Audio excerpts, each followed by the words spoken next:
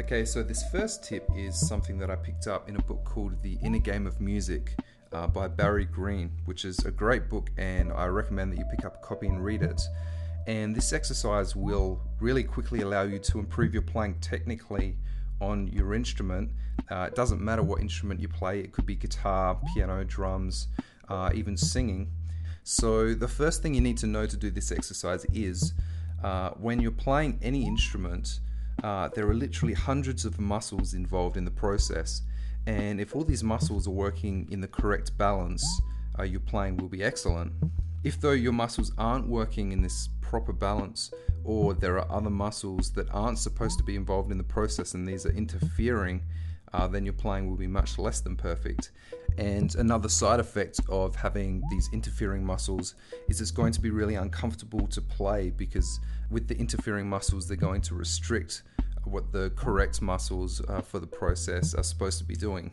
So here's the exercise. Firstly, you need to sit comfortably with your instrument and begin playing. And as you play, just identify a group of muscles that you can feel are involved in the process and then tighten them. And I want you to tighten these muscles even to the point where it might feel a little bit uncomfortable.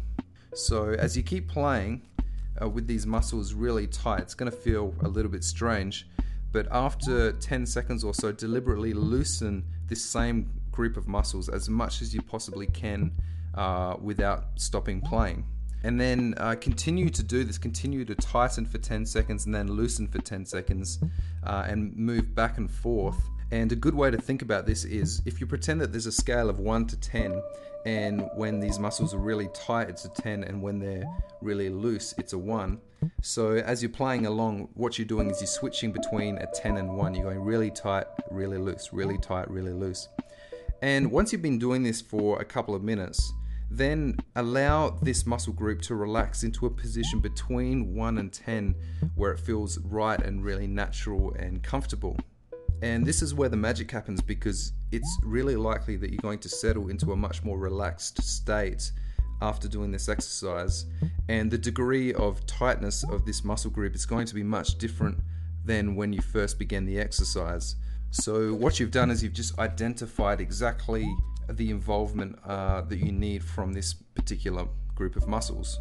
So after you've done this, then you can do this for another group of muscles that you can feel are involved in the process until you've covered all the muscles that are involved in your playing. And after you've done this exercise for 5 to 10 minutes, you'll find that you're playing your instrument with much less interference and therefore much less strain. And the reason it works is because it gives you a new awareness for how relaxed you can be when you play your instrument. And an example of this technique in action, in the book I referred to earlier, The Inner Game of Music, there's a story about a pianist who complained of a stiff back every time he played, and he said that this was both making him really uncomfortable and also really adversely affecting his performance. So what he did was use this exercise, and after playing with a few different muscle groups, he discovered the exact group of muscles that was causing him the trouble. And with the new awareness he'd gained from the exercise, he was able to relax these muscles. And when he did this, his playing immediately improved dramatically, and also it became much more comfortable to play the piano. So it's quite likely that at the moment when you play your instrument, you're tensing up some muscles that don't need to be tense, and this is affecting your playing as well. So use this exercise, have a play with it, and you'll find that this will really improve your playing. So the second technique for improving your ability on your instrument leverages one of the most profound discoveries ever made about the way humans learn and improve at any given task. And I learned this concept after reading many books and research studies in the field of accelerated learning. And this discovery is that people improve far more rapidly by learning from the feedback that comes back to them after doing a task. So it's actually not when you're doing a task that you progress the most. It's when you monitor what comes back to you after doing it, the results, and then learn from that. Which means that one of the best things you can do to improve dramatically on your instrument is to deliberately set up a feedback loop so you can monitor the results that come back to you. You can take what's working and then make it stronger, and you can also identify what's not working and then either just get rid of that element completely or improve upon it. And I'll let you know in a second just how you can set this up. Because if you think about it, it makes perfect sense.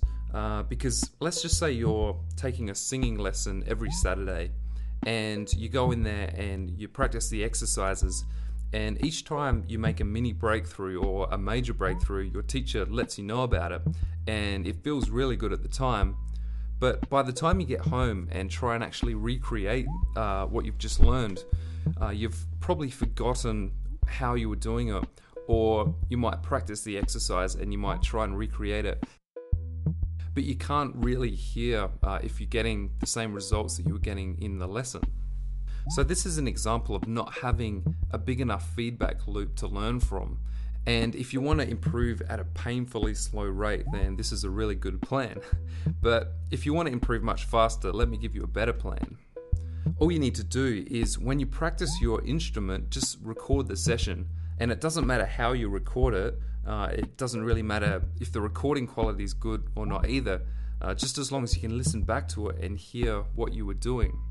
So when you listen back to yourself practicing, listen for things like how good your tone quality is, if your timing sounds good or if it sounds off, and also listen for things like if you're hitting the right notes, and basically if you're expressing music the way you want to express it. And this works really great because listening back like this gives you a completely different experience to the one that you had when you were actually playing the instrument. And with this new perspective, it makes it really easy to identify what's working really well and what's not working great at all. So this is a really great way to improve rapidly on your instrument, and it's also really easy to implement.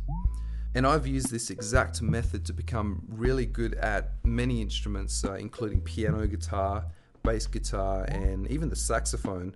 Not that I really play the saxophone much anymore. And in most cases, I made all this progress with no actual outside training whatsoever. So this is a really effective way to improve on your instrument, and it will work for any instrument that you could possibly think of. So if you can practice each day and then record the session and listen back to it, by the end of the first week, I promise you'll be hearing differences already, and I'm really positive that you'll be pleased with the results. Okay, so I want to round out this video with one more idea. Now, I think that one thing that many musicians forget when they're playing their instruments is that music in itself is a language, and in some ways it's actually more powerful than the English language. In many cases, a passage of really inspired music played with feeling and passion can provide a much more powerful experience than words ever could.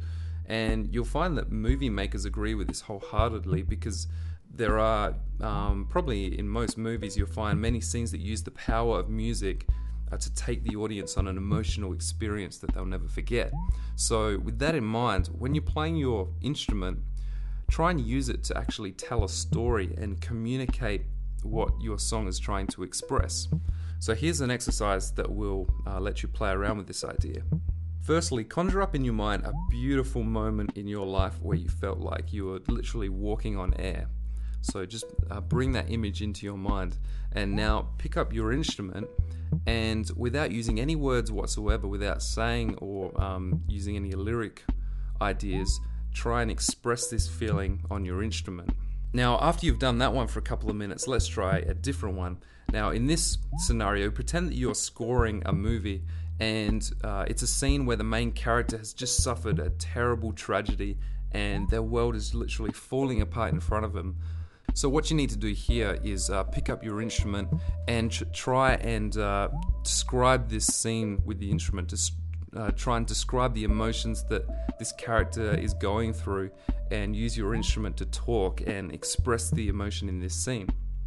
So as you've just experienced, the two passages of music that you've just performed have probably communicated much, much more than if you just sat there trying to hit certain notes in a certain order.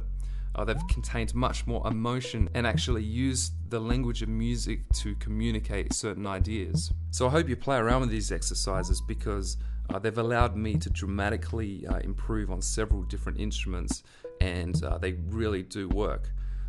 So I hope you've enjoyed this video, and I'll talk to you again soon.